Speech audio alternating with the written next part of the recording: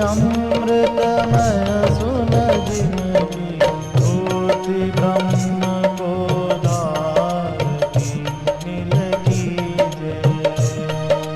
मूर्ति ब्रह्म को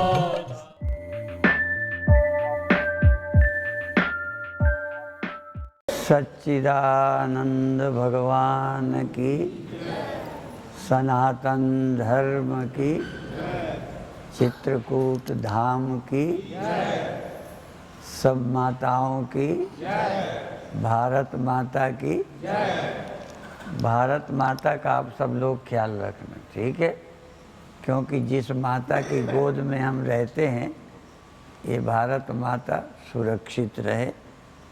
विशेष करके राजनीतिक माहौल में जाति मजहब पार्टियों में न बंटकर भारत माता के उज्जवल भविष्य के लिए ख्याल रखना।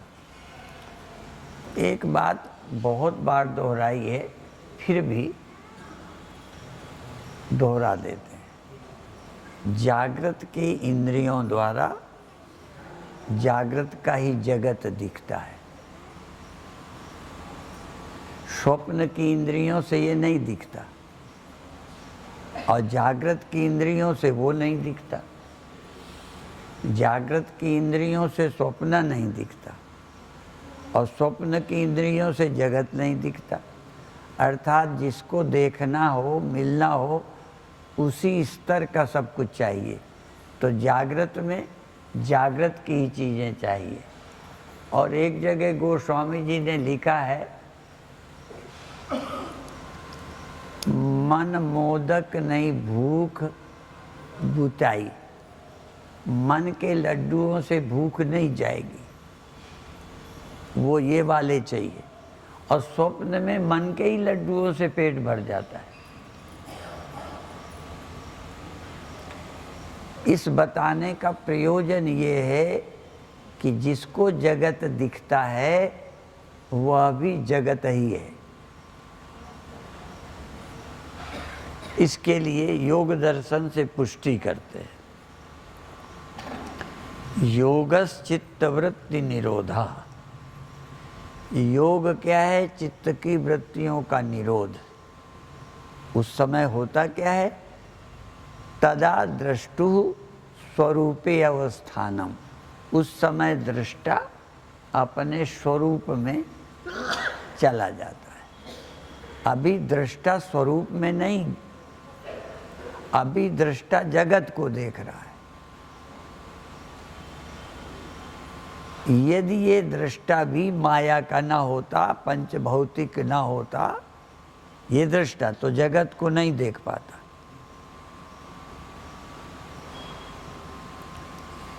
जो कुछ हम कहते हैं शास्त्र की कसौटी से, तर्क की कसौटी से कस के कहते हैं। आपको ज़्यादा सोचने की गुंजाइश नहीं है। जो जगत को देखता है तो जगत पंचभौतिक है और ये दृष्टा भी पंचभौतिक है, इसीलिए जगत को देख पाया। यदि पंचभौतिक अंतःकरण ना होता तो हमें जगत नहीं दिखता। जैसे में फिर स्वप्न की इंद्रियां ना हो तो स्वप्न नहीं देख सकते, स्वप्न के हाथ ना हो तो स्वप्न का सामान नहीं उठा सकते। जागृत के हाथों का संबंध स्वप्न की चीज़ों से हो ही नहीं सकता। चाहो भी जग कर उठा लें स्वप्न वाले रुपए,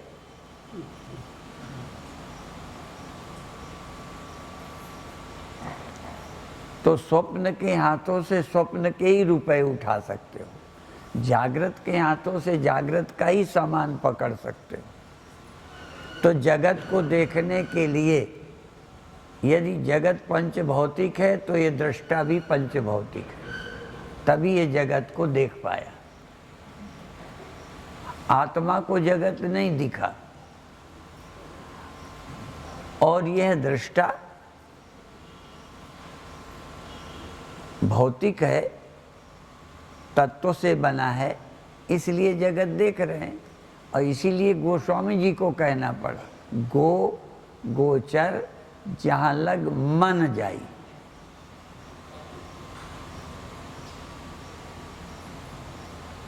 जब भी बोलता हूँ तो मैं कह देता हूँ कि मैं यद्यपि रामायण का ज्ञाता नहीं हूँ,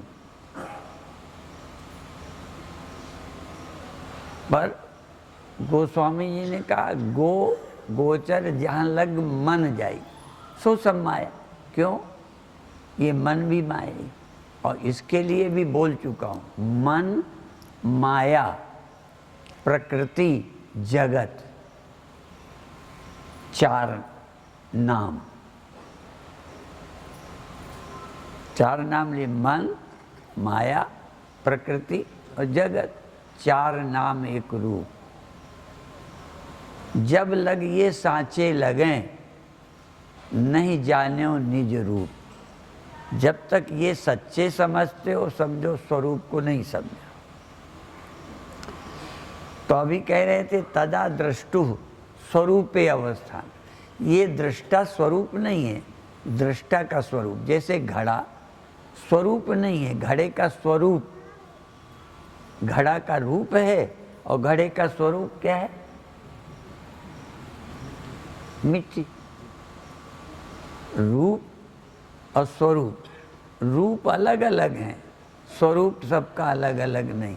तो दृष्टा अलग अलग हैं, पर दृष्टा का स्वरूप अलग अलग नहीं है। दृष्टा का स्वरूप एक है, पर वो योग दर्शन के हिसाब से कब मिलता है? जब चित्त की वृत्तियों का निरोध होता है तो दृष्टा अपने स्वरूप में चला जाता है। जैसे घड़े का रूप मिटा दो तो स्वरूप में, लहर का रूप मिटा दो तो स्वरूप में चला गया। तो दृष्टा अपने स्वरूप को चित्त की वृत्तियों के निरोध होने से पाता है। वेदांत की दृष्टि से जब दृष्टा माया मात्र है, चेतन माया नहीं है। चेतन जब माया से युक्त है तो दृष्टा कहलाने लगा। आप दृष्टा कब बने? जब अंतःकरण मिला। तो अंतःकरण तो प्रकृति का है, माया का है। तो इसलिए चेतन दृष्टा तब कहलाया जब मन के साथ है, और मन नहीं तो चेतन दृष्टा नहीं है। हमारे गुरुदेव कीर्तन में बोलते थे, दृष्टा दर्शन दृश्य। ये दृष्टा दर्शन दृश्य, ये तीनों जहाँ हैरान। यहाँ तीन नहीं है, न दृष्टा है, न दर्शन है, न दृष्ट है। क्या है? चेतन। दृष्टा दर्शन दृश्य ये तीनों जहाँ हैरान, सोई शुद्ध स्वरूप तू ले आत्म को जान। जान कह दें चाहे मान कह देंगे। दृष्टा दर्शन दृश्य ये तीनों, न दृष्टा हो, न दर्शन हो, न दृश्य हो। क्योंकि स्वप्न में जैसे दृष्टा दर्शन दृश्य होते हैं, गहरी नींद में खो गए। लेकिन नींद में एक अच्छाई एक बुराई है। चूंकि दृष्टा दर्शन दृश्य निद्रा में अज्ञान में चले गए, इसलिए कुछ दिखता नहीं, इसलिए दुख सुख भय चिंता नहीं रहती। ये तो है लाभ। पर नींद में गया व्यक्ति आत्मा को नहीं जान सकता। बहुत अच्छी अवस्था है। इतना कई बार रोज सुनने वाले सुनाने वाले संत भी कोई न कोई फालतू का डर भय चिंता आई जाती है, नींद में नहीं आती। चूंकि हमारा दृष्टा या चित्त वृत्ति अज्ञान वृत्ति में अंधेरे में लीन हो गई। और ये उदाहरण भी बहुत बार दिया है, तुम भी उनका स्मरण कर लिया करो। अभी बिल्कुल अंधेरा हो जाए, अभी देखो, अभी आपको प्रकाश भी है और प्रकाश में चीज़ें भी दिख रही हैं, ठीक है ना। इस समय आप अपनी आँख से प्रकाश भी देख रहे हो और प्रकाश में सब चीज़ें भी देख रहे हो। पर मान लो प्रकाश अभी चला जाए थोड़ी देर को, तो फिर प्रकाश नहीं रहा तो चीज़ें दिखनी बंद हो गई। तो क्या हुआ उस समय, क्या हो गया बोलो? अंधेरा। अंधेरे में फिर क्या हुआ? कोई पदार्थ नहीं दिखता। क्यों? पदार्थ में अंधेरे का आवरण है। पदार्थ तब दिखते हैं जब प्रकाश वस्तु का अंधेरा हटा दे। वस्तु का अंधेरा हटाते आँख से दिख गया। अब वस्तु को ढाक दो, दो चीज़ों से ढांकते हैं। मान लो मैं इस घड़ी को ऐसे ढाक दूँ, अब तो तुमको पहले देख चुके हो, नहीं ऐसे ढाक के पूछता, बाहर से छिपा के लाता तो उजेला भी है, आँख भी है, पर भीतर की चीज़ नहीं दिखती। क्यों नहीं दिखती? कपड़े से ढकी है। ढकना कई तरह का होता है। अब ये हो गया, ठीक है, अब ये दिख रही।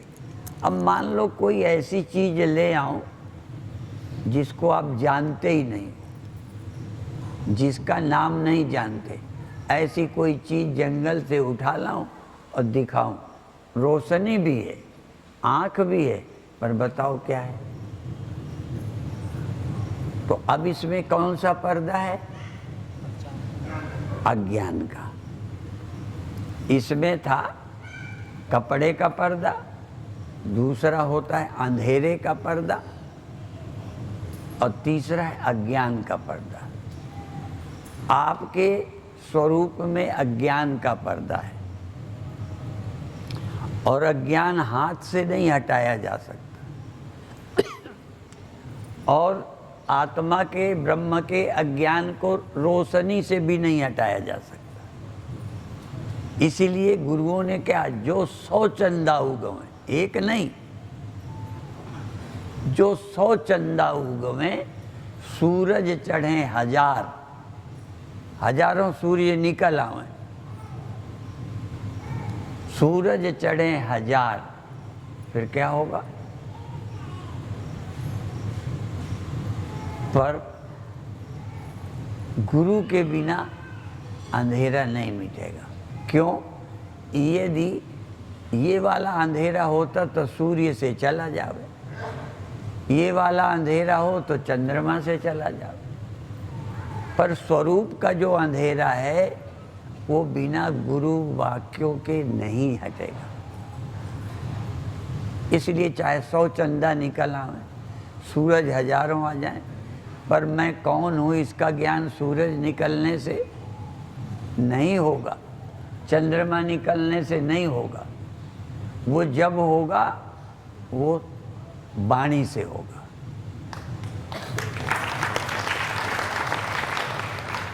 उसके द्वारा अज्ञान हटाया जाएगा। तो अब दृष्टा पैदा होता है, रोज दृष्टा होता है, दृश्य दिखने लगते हैं, पर तुम दृष्टा नहीं हो,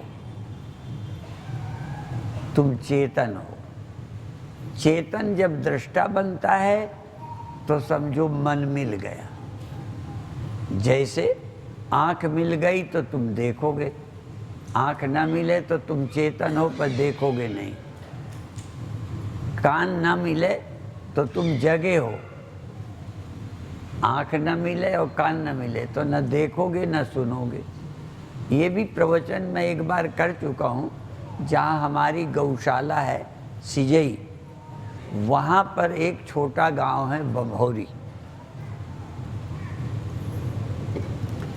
वहाँ की बात मुझे याद आती रहती है। एक लड़का मैंने देखा, वो लोहारों का लड़का था, वो अंधा भी था और बहरा भी था।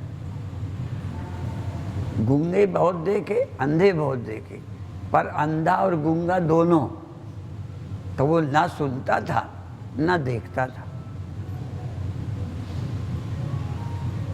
आप लोग कहीं बाथरूम जाते हो तो देख लेते हो अगल बगल, नहीं देखते हो, अंधा है तो आहट कोई है तो पता चल जाता है कोई आया, पर ना तो वो सुनता था ना वो देखता था।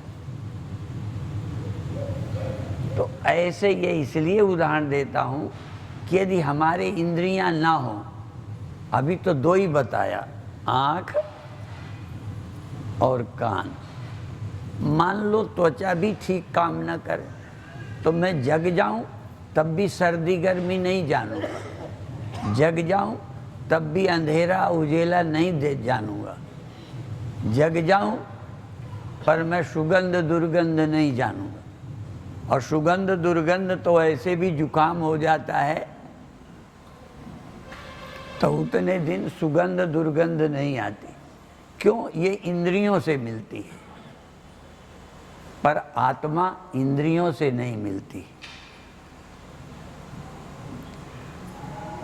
मैं नाम का जो आत्म तत्व है वो इंद्रियों से नहीं मिलता और मन से भी नहीं मिलता।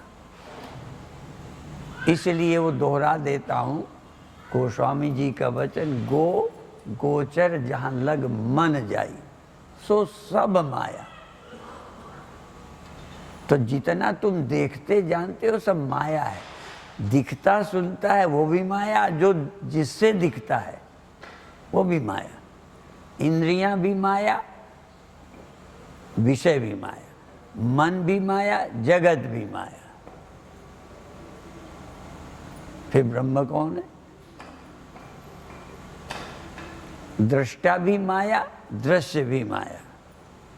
फिर आत्मा क्या है? ना दृष्टा है ना दृश्य है। तो एक आध सेकंड कभी ये ख्याल करो कि चेतन तो हो, तुम दृष्टा नहीं हो, श्रोता नहीं हो, दृश्य भी नहीं।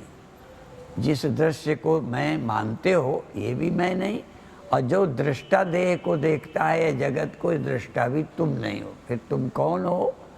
दृष्टा दृश्य माया से बने हैं, मैं माया से परे हूँ, मायातीत हूँ, न मैं दृष्टा हूँ न मैं दृश्य हूँ। कभी ध्यान करके देखो, एक सेकंड तुम चेतन हो, दृष्टा नहीं, श्रोता नहीं, वक्ता नहीं, करता नहीं। ना हम करता है ना भोगता, ना दृष्टा है ना दृश्य। क्या है? केवल चैतन्य। चेतन तुरंत श्रोता बन जाता है, चेतन तुरंत वक्ता बन जाता है, चेतन तुरंत कर्ता बन जाता है, तुरंत चेतन तुरंत दृष्टा कहलाने लगता है। तो तुम दृश्य तो हो ही नहीं, तुम दृष्टा भी नहीं हो।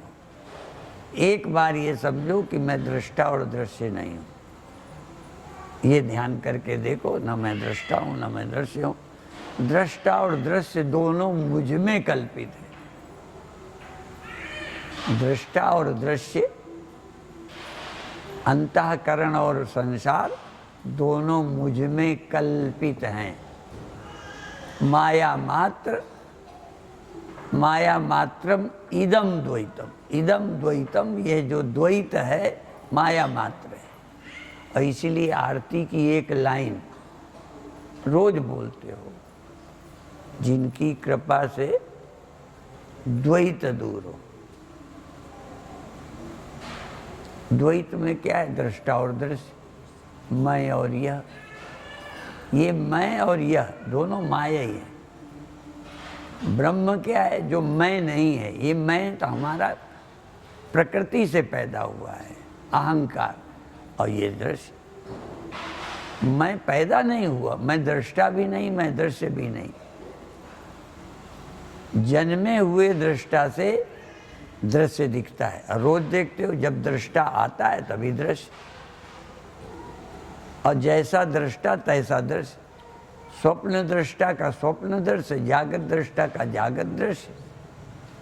और जहाँ जागृत दृष्टा सो गया तहाँ जगत भी दिखना बंद। दृष्टा अज्ञान में गया तो जगत भी नहीं।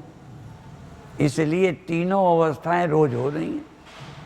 और तुम न दृष्टा हो न दृश्य हो, न जगते हो न सोते हो, न आते हो न जाते हो, पर उसमें मैंपन नहीं है। सहज मैंपन देह में है, अंतःकरण में, इंद्रियों में है। इन्हीं को मैं जानते हैं। इसीलिए मैं दो तरह के हैं। कई लोग कहते हैं मैं कहोगे तो बकरी की तरह काटे जाओगे, और फिर जब मर जाओगे, काटे जाओगे, तब वो तांत बनेगी। तब वो धुनकी वाले क्या तब कहते, तब कहोगे तू तू। ये भक्ति वाले कहते हैं मैं वाले मारे जाएंगे, तब ये तू कहेंगे। और हम कहते हैं जो देह को मैं मानेगा, अंतःकरण को मैं मानेगा, यही बकरी है, यही मरेंगे। चेतन को मारने वाला कौन है? कौन मारेगा? और द्वैत नहीं है। द्वैत तो वही है जहाँ माया है। जहाँ माया नहीं है तहाँ द्वैत नहीं। कौन किसे मारेगा? गीता का भी उदाहरण देते हैं, कौन किसे मारेगा, कौन मरता है, कौन मारता है, वो दोनों नहीं जानते। अर्थात ये प्रकृति के अंतःकरण के अभिमान में ही ये द्वैत है, बंधन है, दुख है। तुम्हारे स्वरूप में बंधन नहीं है। और सच तो बता दें, ये जो बार बार कहा जाता है पर गलत फहमी लोगों को हो जाती है, सारे ग्रंथ मुक्ति मानते हैं। बंधन को भी मानते हैं, मुक्ति को भी मानते हैं। वेदांत बंधन मुक्ति दोनों को नहीं मानता। क्या कहता है? कहते हैं बंधन भी ये आभास मात्र है, प्रतीति मात्र है, और मुक्ति भी। बंधो न मोक्षस, बंधा न मोक्ष, चिदानंद रूप शिवोम। ये बंधन और मुक्ति भी मन ही तक है। आत्मा में बंधन कभी हुआ ही नहीं, और चूंकि बंधन ही नहीं हुआ तो मोक्ष क्या है? तो एक वाक्य ये भी बोला करते हैं संत जन, बंधव होए, बंधव होए तो मोक्ष बने। बंधन हो तभी तो मोक्ष होगा। बंधन होए तो मोक्ष बने, और होए अज्ञान तो ज्ञान नशावे। अज्ञान होवे आत्मा में तो ज्ञान नष्ट करे। आत्मा में तो अज्ञान भी नहीं है, ये तो चिदाभास अंतःकरण, इसी में अज्ञान है और इसी में ज्ञान है। आत्मा में अज्ञान भी नहीं है, ज्ञान भी नहीं है, बंधन भी नहीं है, मोक्ष भी नहीं है। इसलिए बंधव होए तो मोक्ष बने, होए अज्ञान तो ज्ञान नशावे। अज्ञान हो तो ज्ञान नष्ट करे। इसीलिए जब तक नहीं जाना ये सब सच है, नहीं तो सच्चाई क्या है? अनादि मायया सुप्तो यदा जीवः प्रबुध्यते।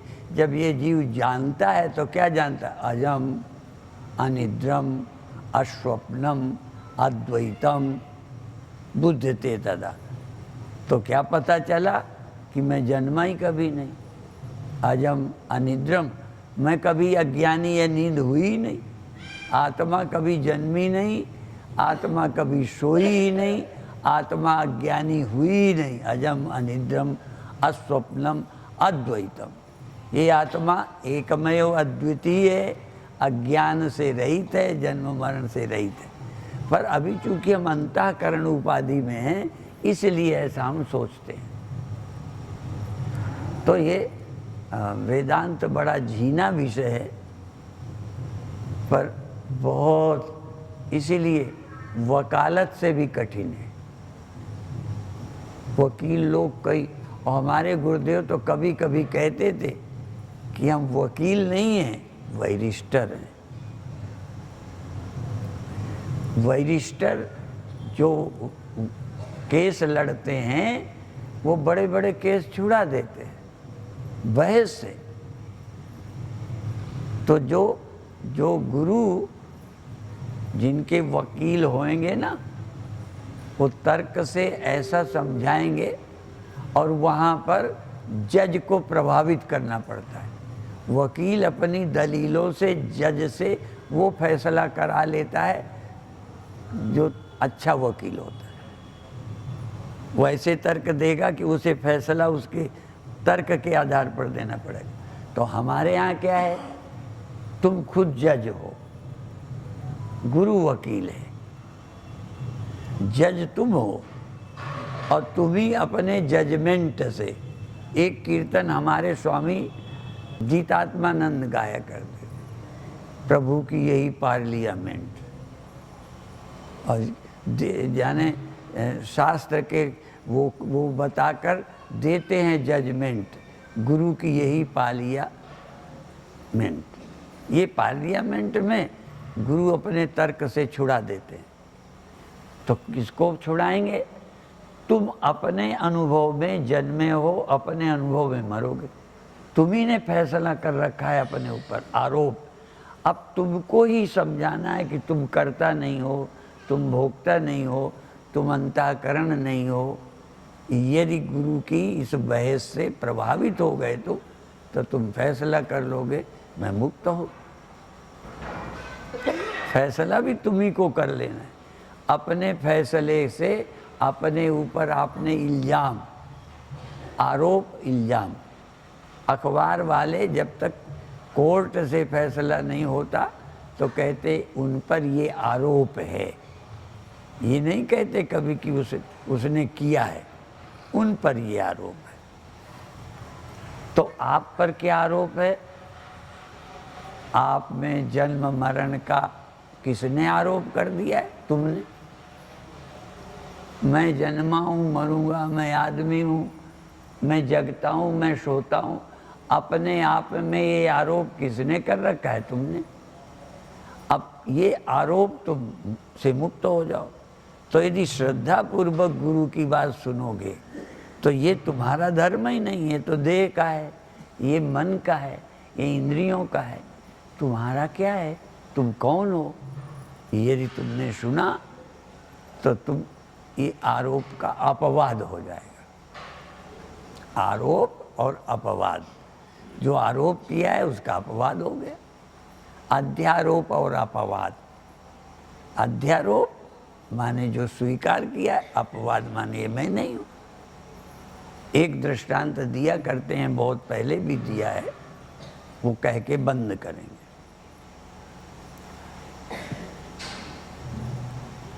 एक बार एक ब्राह्मणी ने, क्योंकि मुस्लिम से ब्राह्मणी का मित्रता थी, तो रोज मुर्गा खाने की बात कहती रहती थी। खाए बड़ा मज़ा आता है, ये होता है, स्वादिष्ट होता है। अब ब्राह्मणी का दिमाग खराब हो गया और प्रभावित हो गई, तो उसने एक दिन मुर्गे को मार के बना लिया, खा लिया। अब हुआ क्या, जिसका मुर्गा था पता लगाए, उसने इनाम लगा दिया। जैसे अपराधी होता है ना, पता चले तो इनाम लगा दिया जाता है, 1 लाख 2 लाख जो कोई पताते। तो अब ये हुआ कि जिसने मुर्गा मारा है, अब उसने मुसलमानन से बता भी दिया था। अब मुसलमानन ने इनाम के लिए बता दिया, फला पंडितानी ने खाया है। अब वो बड़ा चक्कर। तो ये हुआ, वो कह देती है झूठ बोलती है। तो उसने कहा कि मैं झूठ नहीं बोलती, आप जंगल में जाना। पहले मोदी सरकार नहीं थी, तब आप लोग कहाँ जाते थे करने के लिए? बाहर जाते थे ना। तो ऐसे ही स्त्रियां बाहर जाती थी। तो मुसलमानिन पंडितानी से पूछे तो बताए, उसने कह दिया मैं उससे ही कबूलवा दूंगी, तुम वहाँ छिप के बैठ जाना। तो वो छिप के बैठ गए लोग। अब उन्हें मुसलमानी ने चर्चा शुरू क्या किया, ऐसे मुर्गा पकड़ा, ऐसे मार दिया, ऐसे छौक लगाई, ऐसे किया। अब वो जिसका था वो सुनता रहा। अब वो पकड़ में आ जाती। उन्होंने सोचा, एक ढोल था, उसमें छिप के वो बैठा था आदमी, CID। तो जो बोलते हुए क्या कहती थी, कहती जाए क्या किया, कहने से। तो उसने बीच में बोल दिया मुसलमानी ने, सुन रे ढोल बहू के बोल। फिर उन्होंने कहा फिर क्या किया, कहना ऐसे मैंने छौक लगाई। फिर उसने कहा सुन रे ढोल बहू के बोल। अब इसको लगा ये क्यों बोलती है, समझा कोई गड़बड़ है। तो कहते फिर क्या हुआ, कहने इतने में नींद खुल गई